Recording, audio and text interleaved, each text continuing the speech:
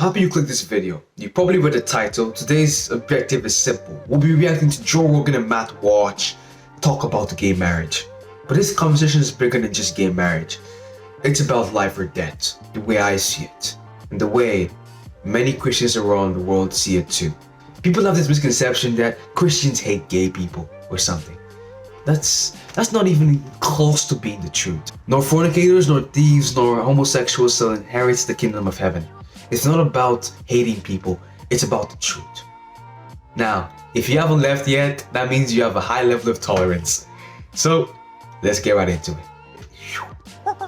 The Joe Rogan Experience. I think of marriage is a certain thing, which is the context for procreation, for the building of the nuclear family. What about people that get married that don't have kids? Are you opposed to that? What if they get married, they decide, you know what, we don't need kids, I'm gonna get fixed. You get your tubes tied, let's travel the world. Well, what do you mean am I opposed to it? I mean, I think that every married couple should be open to life. But what if they don't want to? Are you opposed to them being married? If marriage is only for procreation and to bond a family together, what about people that are deeply in love that never want to have children? I don't think it's not only procreation, but that is one of the fundamental definitional aspects of it. Of course, there's more to marriage just than that. And what about people that are infertile? They fall in love and they realize that they can have babies. And they don't really necessarily want to adopt. Is that okay for them to be married? Because then by definition, marriage falls into a completely different thing. Because then it's a bond of love. It's a union of love. Sure. I mean, that doesn't change the nature of marriage, though. It's a little bit like I say that, what's the definition of a woman? Well, a woman is someone who by her nature can conceive children in her womb and bear children. And then the response is always, well, what about women who are infertile? Does that destroy your definition of woman? And it doesn't, because it's still a woman's nature to bear children. Not every woman will, and there will be disease and infertility and old age and all these things that will preclude that. But it's still of her nature to do so. And I would say the same thing for marriage. I mean, it is natural in a marriage for procreation to occur. It's not always going to happen in reality, though, but that's still one of the natural functions of marriage. And married couples who can't conceive children, there are other ways to be parents, like adoption, for example. If they want to. Right. It really is. I see Joe Rogan's point is more about choice. 2 minutes and 4 seconds into the video, we see the two contrasting sides. We see Joe Rogan be more about choice, having the choice of having kids or not. And then we see Matt Walsh being more about, it should be a natural thing regardless of choice. It should happen naturally. Now, where is this leading to? Well, watch this. But if people want to be married and don't want to ever have children, are you opposed to them being married? Well, I wouldn't advocate a law that would prevent it. But would it change the definition of what their marriage is to you because they don't want to have a family? They just want to have a loving bond? I think this would be a couple that is rejecting one of the fundamental aspects of marriage, and that they should be open to life. I would hope that in the future they would be, but isn't that just a personal choice? I mean, you can have a very fulfilling life if you just follow your pursuits and your dreams and your interests, and you find someone that shares those interests with you, and you share time together. It's very fulfilling and loving. Yeah, it's a personal choice, in that I'm not advocating for like a law that says that you if you're married you have to have X number of kids. But then why are you opposed to two gay people doing that? Well, because again, it's not about choice. It's about what this institution, marriage is an institution, and what is it, and what purpose does it serve? And I do not agree with tearing down or changing this definition, especially because the people who have changed the definition haven't come up with a new one. So they say, well, that's not what marriage is. So for thousands of years, we said marriage is the procreative union. And then we had the other side that came along and said, well, it's not that. Okay, well then, like, what is it exactly? And I know you said, well, it's people who love each other. Two people love each other. Well, but then why two people? Why do they have to love each other? All these kinds of questions. You get into what if they're in the same family? What if brothers and sisters want to marry? And I know every time that comes up, the advocates for gay marriage will say, well, that's a slippery slope argument. That's a fallacious. But it's actually not. It's like we're trying to get to what do you even think this institution is now, since you've rejected out what we were saying it was. And I've never found a compelling definition. And any definition offered, it's like, well, what's even the point then? Why do we even need this now? I just don't see how a gay marriage in any way damages a straight marriage. Obviously, it doesn't. If a gay marriage were couple were to be on, say, that street away from me, and I'm in my house, bro, I don't care. Like, it's not that serious. However, now Matt is gonna suggest that societally, it is more of a serious issue. Because then you're neglecting the family, the procreation aspect of marriage, which has been one of the most foundational sections of marriage since it's been really created. Let's continue on. I don't see it at all. It doesn't make any sense to me. It just seems to me that people want to be look, if you wanted to look at logic, especially in our modern society, which is pretty fucked when it comes to relationships, it's somewhere in the neighborhood of 50% of all marriages end in divorce anyway. They don't make it. You know, I don't know if anything would damage marriage and damage the institution of marriage is the option of divorce. I don't think gay people getting married in any way, shape, or form changes a bond that you have with your wife. It's just called marriage. It's a human invented thing. If we decide that gay people can get married too, I just don't see how it damages anything. I don't think. Ooh, that is where we disagree, Joe. It's not invented by humans. It's invented by God. Man and woman should join together and become one. As an institution.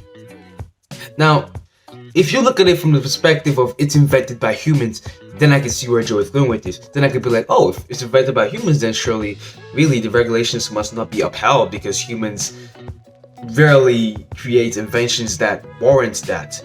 But if you look at the perspective like it's invented by God, then you must uphold God's intentions if you really want to survive.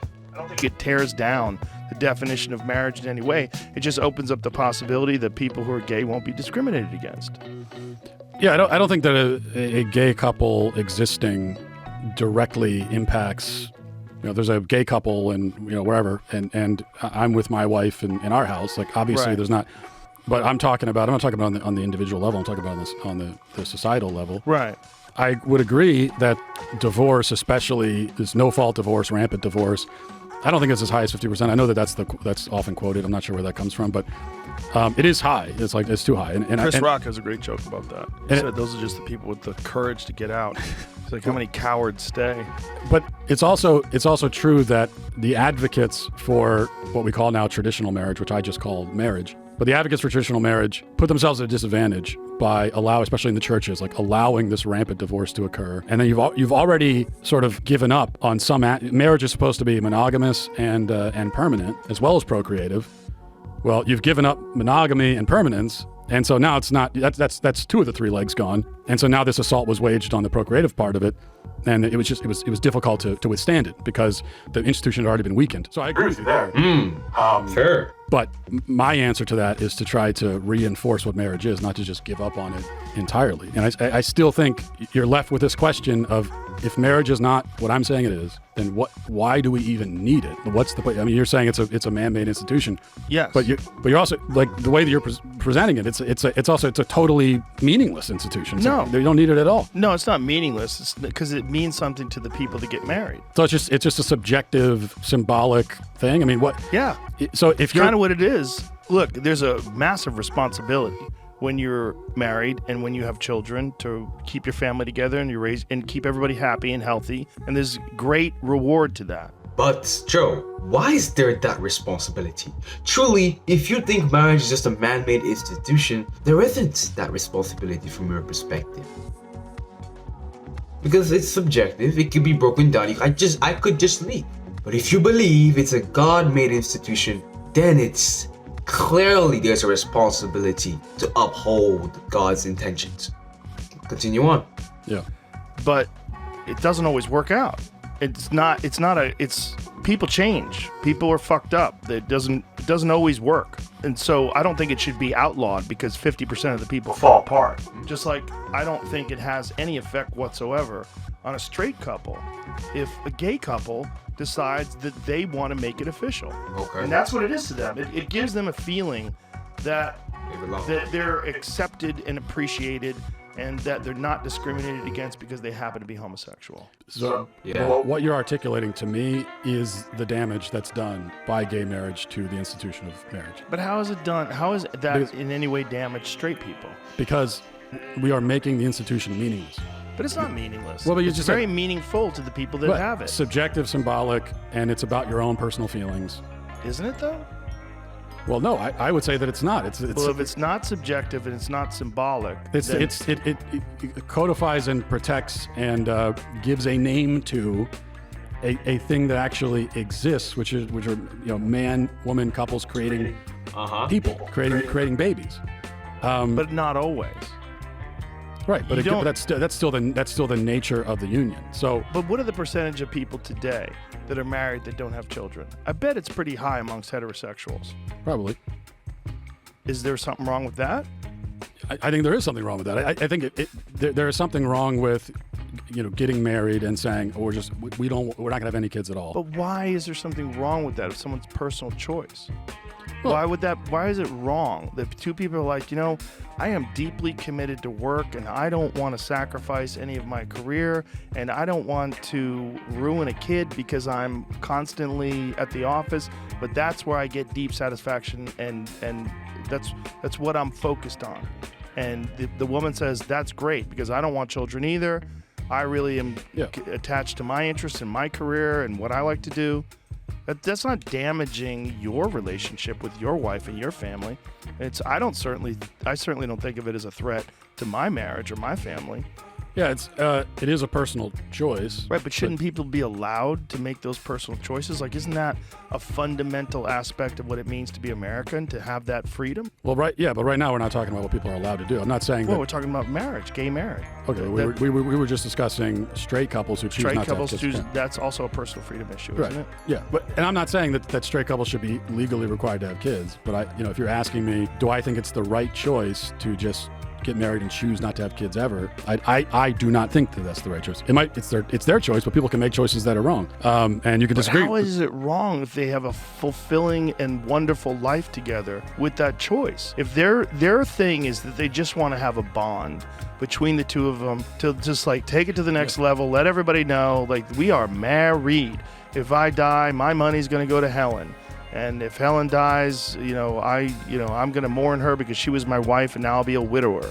Like, to some people, that distinction gives them peace and security and makes them feel better about the relationship. That they're both so committed that they've legally signed documents that say that they're bound by law and under the eyes of God or whatever you believe in.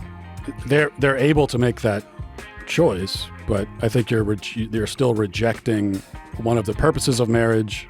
And in the scenario that you just outlined, you're also deciding to live a really self-centered life. You're saying, What if you're not? What if your work? It is. No, listen. It is a very self-centered life when you choose to not have children. By definition, think about it. If the common narrative is to have kids once you reach a certain point in marriage and you're not choosing to do that, you're clearly choosing to either one, help yourself in some way, focus on yourself, focus on your career, focus on your opportunity.